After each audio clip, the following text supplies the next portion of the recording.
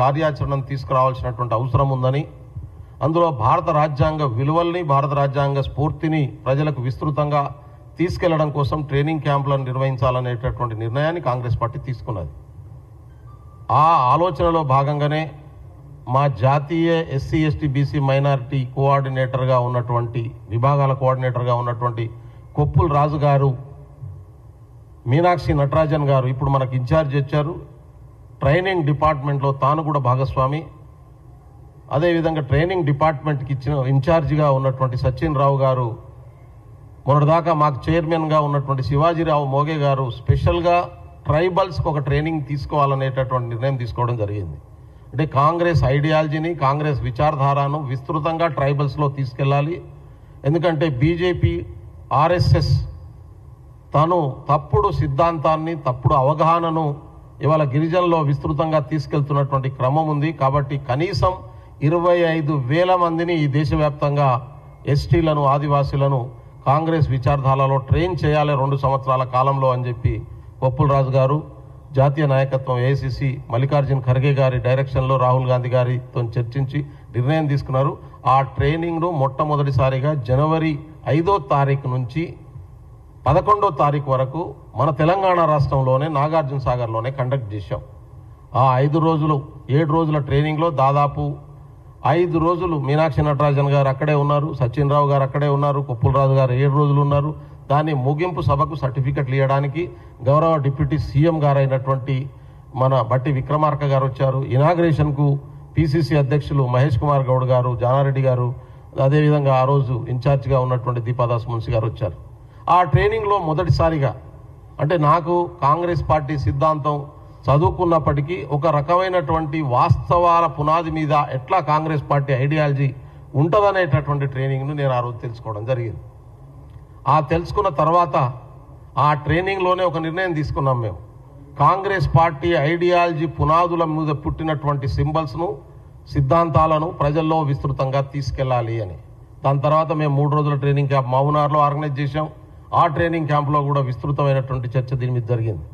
అందులో మాకు స్పష్టంగా అర్థమైంది ఏంటంటే, సర్వోదయ ఉద్యమానికి, మహాత్మా గాంధీజీ గారు తీసుకున్నటువంటి శాంతియుత ఉద్యమానికి ఒక సింబాలిక్గా భారతదేశానికి స్వతంత్రం రాకముందు కాంగ్రెస్ పార్టీ, స్వతంత్రం వచ్చినాక కాంగ్రెస్ పార్టీ, స్వతంత్రం వచ్చిన తర్వాత కాంగ్రెస్ పార్టీ ఏంటి, కాంగ్రెస్ పార్టీ ఐడియాలజీ ఏంటి, కాంగ్రెస్ పార్టీ లక్ష్యం ఏంటి, దీని మీద సిడబ్ల్యూసి ఆ రోజు ఉన్నటువంటి కాంగ్రెస్ జాతీయ నాయకత్వం మహాత్మా గాంధీ గారి నాయకత్వంలో ఒక విస్తృతమైనటువంటి చర్చలు చేసిన తర్వాత తీసుకున్నటువంటి నిర్ణయం, భారతదేశానికి భారత రాజ్యాంగం ఎట్లయితే ఉందో కాంగ్రెస్ పార్టీకి కాంగ్రెస్ పార్టీ ప్రణాళిక ఉంది. ఏంటి ఆ కాంగ్రెస్ పార్టీ ప్రణాళిక? భారత రాజ్యాంగమే కాంగ్రెస్ పార్టీ ప్రణాళిక. మరి అంతకంటే ఏమైనా ఎక్స్టెన్షన్ ఉందా అంటే ఒక్క పాయింట్ ఎక్స్టెన్షన్ ఉన్నది. భారతదేశంలో ఉన్నటువంటి ప్రజలతో పాటు ఈ భూభాగం మీద ఉన్నటువంటి ప్రజలందరూ, ఈ విశ్వంలో ఉన్నటువంటి ప్రజలందరూ విజయాలు సాధిస్తూ సగర్వంగా మానవ జాతి కళ్యాణం కోసం సమానత్వంతో జీవించాలనేటటువంటి ఒక లక్ష్యాన్ని కాంగ్రెస్ పార్టీ తన లక్ష్యంగా ప్రకటించుకున్నది. నిన్న మీనాక్షి నటరాజన్ గారు మాట్లాడుతూ అదే విషయాన్ని చెప్పారు. చివరి ఒక సమూహంలో ఉన్నటువంటి చివరి వ్యక్తి ప్రయోజనాల్ని కాపాడడమే కాంగ్రెస్ పార్టీ అసలు సిద్ధాంతము.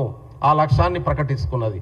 అయితే దాన్ని ఇంత పెద్ద ఉద్బోధకాదాన్ని ప్రొనౌన్సియేషన్లో ఎట్లా చెప్తాం? మేము ఏ మాటలో చెప్తాం దాన్ని? ఇప్పుడు జై భీమ్ అనగానే ఒక ఉత్సాహం వస్తుంది, జై సంవిధాన్ అనగానే ఒక అర్థం వస్తుంది. అట్లాగే కాంగ్రెస్ పార్టీ ఐడియాలజీని మొత్తాన్ని కలిపి ఒకటో మాటలో చెప్పడం కోసం మేము వాడే పదమే జై జగత్. ఈ జై జగత్ అనేటటువంటి పదాన్ని కాంగ్రెస్ పార్టీ ఐడియాలజీ తెలిసినటువంటి వాళ్ళు, ఆచరించేటటువంటి వాళ్ళు, సర్వోదయ ఉద్యమంలో భాగమైనటువంటి వాళ్ళు, కాంగ్రెస్ పార్టీ విచారధారను జీవన మార్గంగా ఎంచుకున్నటువంటి వాళ్ళు వాడుతున్నటువంటి పరిస్థితి ఉంది. కాంగ్రెస్ పార్టీ కార్యకర్తల దాకా చాలా మందికి అది తెలియనటువంటి పరిస్థితి కూడా ఉంది. అయితే ఈ ట్రైనింగ్లో దీన్ని తెలుసుకున్న తర్వాత నిన్న జరిగినటువంటి సమావేశంలో నేను నా ఉపన్యాసాన్ని ముగిస్తూ నేను జై జగత్ అనేటటువంటి స్పష్టంగా మాట్లాడడం జరిగింది. నాకు ఆశ్చర్యం ఎక్కడ అనిపిస్తూ ఉంది, కొంతమంది రేవంత్ రెడ్డి గారి మీద ద్వేషాన్నే జీవన విధానంగా పెట్టుకున్నటువంటి వాళ్ళు, రేవంత్ రెడ్డి గారిని తిట్టడమే లక్ష్యంగా పెట్టుకున్నవారు, రేవంత్ రెడ్డి గారిని బదనాం చేయడమే వాళ్లకు సర్వ జీవిత సక్సెస్గా అనేటటువంటి పెట్టుకున్నటువంటి వాళ్ళు నేను రేవంత్ రెడ్డి గారి పేరును మర్చిపోయి జగన్ను ముఖ్యమంత్రి అనుకొని జై జగన్ అన్న అనేటటువంటి పద్ధతుల్లో ట్రోలింగ్ను నిన్నటి దాకా నడిపిస్తున్నారు, నిన్నటి నుంచి నడిపిస్తున్నారు. సరే, టీఆర్ఎస్ వాళ్ళు నడిపిస్తే, బీజేపీ వాళ్ళు నడిపిస్తే, ఆర్ఎస్ఎస్ వాళ్ళు నడిపిస్తే నేను ఆశ్చర్యపోను, దాన్ని నేను పట్టించుకోను అసలుగా. ఎందుకు అంటే వాళ్ళకు అవసరం బెల్లయ్య నాయకును డిఫేమ్ చేయడం, రేవంత్ రెడ్డిని టార్గెట్ చేయడం అనేది వాళ్ళ రాజకీయ అవసరం. వాళ్ళు అంతకంటే ఉన్నతంగా ఆలోచించగలుగుతారని నేను అనుకోను, అంతకంటే గొప్పగా ఆలోచిస్తారని నేను అనుకోను. కొన్ని టీఆర్ఎస్ ఫ్రంట్ చేసిన యూట్యూబ్ ఛానళ్ళు, అడ్రస్ లేకుండా విదేశాల్లో పెట్టుకున్నటువంటి యూట్యూబ్ ఛానల్ పెడితే కూడా నేను పట్టించుకోను, మాట్లాడను దాని గురించి. కానీ మెయిన్ స్ట్రీమ్ మీడియాలో చాలా పెద్ద ఎత్తున మేము ప్రధానమైనటువంటి ఛానల్ అని చెప్పుకునేటటువంటి వాళ్ళు కూడా దాన్ని ఒకటి రెండు ఛానళ్ళు వాళ్ళ ఛానల్లో చూపించినటువంటి పరిస్థితి, దీని మీద కామెంట్ చేసినటువంటి పరిస్థితి. వాళ్ళెవరో నాకు తెలుసు, వేసిన వాళ్ళకు కూడా తెలుసు. అయితే ఒక రకంగా నన్ను బదనాం చేయడం కోసం చేసినటువంటి రాజకీయ కుట్రగా దీన్ని నేను భావిస్తూ ఉన్నాను. నేను సర్వోదయ ఉద్యమాన్ని ఇవాళ పాటిస్తున్నాను కాబట్టి వాళ్ళకు ఒక ఛాన్స్ ఇవ్వదలుచుకున్నాను. నేను రేపటిలోగా 24 గంటల్లో మీ ఛానల్లో పెట్టినటువంటి ఈ తప్పుడు ప్రచారాలన్నీ మీరు డిలీట్ చేసుకోవాలని చెప్పి నేను విజ్ఞప్తి చేస్తూ ఉన్నాను. ఒకవేళ చెయ్యకుంటే ఖచ్చితంగా ఎల్లుండి నేను పోలీస్ స్టేషన్లో పోయి ఆ అట్టే కంటిన్యూ అయితే వాళ్ళ మీద కేసు పెట్టదలుచుకున్నాను. కేసు పెట్టాలనేటటువంటి నిర్ణయం తీసుకుంటున్నాను నేను. ఎందుకు తెలవక చేస్తే తప్పు, తెలిసి చేస్తే ద్రోహం. వాళ్ళు చేస్తున్నది ఇప్పుడు టీఆర్ఎస్ సంబంధించిన మిత్రుడు ఆయన దాంట్లోనే పెట్టిండు, బీఆర్ఎస్ నాయకుడు, ఆయన పేరేదో ఉంది, ఆయన పెద్ద మేధావిని చెప్పుకుంటాడు. యూనివర్సిటీలకు వెళ్ళి నా అంతా ఉద్యోగం చేసి రాలే, కాంగ్రెస్ పార్టీ సిద్ధాంతాన్ని కూడా నేను నరనరాన ఎక్కించుకున్నా, అది తప్పని భావించి బీఆర్ఎస్ దగ్గరికి పోయినా అని చెప్పుకుంటాడు. ఆయన పెట్టిండు. నేనంటే నువ్వేం కాంగ్రెస్ పార్టీ సిద్ధాంతాన్ని నేర్చుకున్నావురా బాబు, వీడు ఉన్నప్పుడు బేసిక్ ఐడియాలజీ కూడా తెలవనట్టున్నది. జై జగత్కు జై జగన్కు తేడా తెలవనటువంటి వాళ్ళు కూడా కొంతమంది జర్నలిస్టులు అవతారం ఎత్తడం అనేటటువంటిది నిజంగా నాకు బాధ అనిపిస్తున్నది. ఎందుకంటే నేను చాలా రెస్పెక్ట్ చేస్తాను సమాజం పట్ల బాధ్యత లేనటువంటి పద్ధతుల్లో, అందులోనూ రాజకీయాల్లో ఉన్నటువంటి వాళ్ళ విషయాల పట్ల స్పష్టత లేనటువంటి పద్ధతుల్లో వ్యవహరించేటటువంటి వాళ్ళను నేను అంటున్నా, ఎవరన్నా బహిరంగంగా చర్చకు రండి, వస్తా, నేను సిద్ధంగా ఉన్నా. ఎట్లా తప్పో జై జగత్ అనేటటువంటిది ఎట్లా కరెక్టో నేను చెప్తాను. దాని గురించి నేను ఎందుకంటే ఒకసారి దాన్ని ఎక్కించుకున్నానంటే ఇక ఆ ఇంజక్షన్ పనిచేస్తుంది. నేను ఆల్రెడీ ట్రైనింగ్ నేనే ఇస్తున్నా.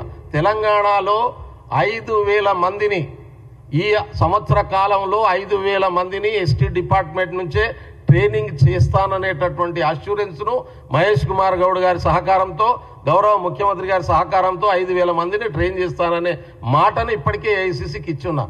1 ఇయర్లో 5,000 మంది ఇక్కడ ట్రైన్ అవుతారు. 3 నెలల్లో ఉమ్మడి 10 జిల్లాలు, ఇప్పటికే 2 జిల్లాలు అయిపోయినాయి. 3 నెలల్లో 90 రోజుల్లో ఇక్కడ ఉమ్మడి మిగతా 7 జిల్లాల ట్రైనింగ్ కూడా కంప్లీట్ చేయబోతున్నాను నేను. మీనాక్షి నటరాజన్ గారి సూచన మేరకు, మహేష్ కుమార్ గౌడ్ గారి సూచన మేరకు ఎక్కడ చూసినా మీకు జై జగత్తే వినబడుతుంది. మీరు దాని నుంచి తప్పించుకోలేరు. ఈ సుఖశాంతులతో సమాజం అంతా గౌరవంగా బతకాలి, లోక కళ్యాణం కోసం బతకాలి, వసుదైక కుటుంబం భావనతో బతకాలనేటటువంటి ఒక విచారధారను తెలంగాణ ప్రజల మధ్యకు విస్తృతంగా తీసుకెళ్లే పని జై జగత్ నినాదం.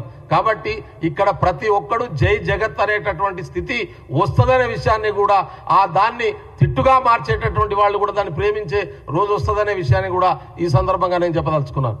అందుకనే నేను రేవంత్ రెడ్డి గారి పేరు మర్చిపోవడమో లేకుంటే ఇంకోళ్ళ పేరు మర్చిపోవడమో జరగదు అనే విషయాన్ని గుర్తుపెట్టుకోవాలని చెప్తా ఉన్నాను. రెండోది, ఈ మధ్య కాలంలో సినిమా వాళ్ళు చేస్తున్నటువంటి దాన్ని అడ్డం పెట్టుకొని రేవంత్ రెడ్డి బదనాం చేసినాం, ఇంకో పద్ధతిలో కూడా బదనాం చేద్దాం అనేటటువంటి ఆలోచన ఎవరికన్నా ఉంటే మీ మెదళ్ళకి వెళ్ళి తీసేయండి. రేవంత్ రెడ్డిని మీరు ఏం చేయలేరు. ఆయన తీసుకుంటున్నటువంటి నిర్ణయాలే ఆయన హీరోగా నిలబెడతాయి. ఈ ప్రభుత్వం తీసుకుంటున్నటువంటి నిర్ణయాలు అద్భుతమైనటువంటి నిర్ణయాలు. మీకు దమ్ముంటే ఆయన తీసుకుంటున్నటువంటి నిర్ణయాల వల్ల ప్రజలకు వస్తున్నటువంటి మంచి మీద అంతకంటే గొప్పగా చేసి చూపించండి. కేంద్రంలో అధికారంలో ఉన్నారు కదా, మీరు ఎందుకు చేయలేకపోతున్నారు? మేమే బీసీలకు పట్టేదారులం అని చెప్పుకుంటున్నారు కదా మీరు, మేమే సోషల్ జస్టిస్కు పట్టేదారులం అని చెప్పుకుంటున్నటువంటి వాళ్ళు ఉన్నారు కదా, ఎందుకు చేయలేరు? ఆ పనిలో పోటీ పడండి. ఆ పనిలో పోటీ పడడం శాతగానటువంటి వాళ్ళంతా ఇవాళ బదనాం చేయడం ద్వారా మేము గొప్ప వాళ్ళం అవుతాం అనేటటువంటి మనస్థితితో ఉంటే చేయగలిగిందే లేదు. ప్రజలే రేపు తిరస్కరించేటటువంటి రోజు వస్తుందని చెప్పి భావిస్తూ ఉన్నాను. మళ్ళీ చెప్తున్నాను, జై జగత్ అనేటటువంటిది కాంగ్రెస్ పార్టీ నినాదం, కాంగ్రెస్ పార్టీ సిద్ధాంతం. ఇది కాంగ్రెస్ పార్టీదే కాదు, సర్వోదయ సిద్ధాంతం. శాంతిని, రాజ్యాంగాన్ని, సమానత్వాన్ని, సమభావనను ఈ ప్రజలు సుఖశాంతులతోని విజయవంతంగా తమ జీవితాన్ని కంప్లీట్ చేయాలనుకునేటటువంటి మానవ జాతి కళ్యాణాన్ని కోరుకునే ప్రతి ఒక్కడు ఇయాల్సినటువంటి నినాదం జై జగత్ నినాదం. కాబట్టి తెలంగాణ ప్రజలందరూ కూడా, తెలుగు జాతి ప్రజలందరూ కూడా జై జగత్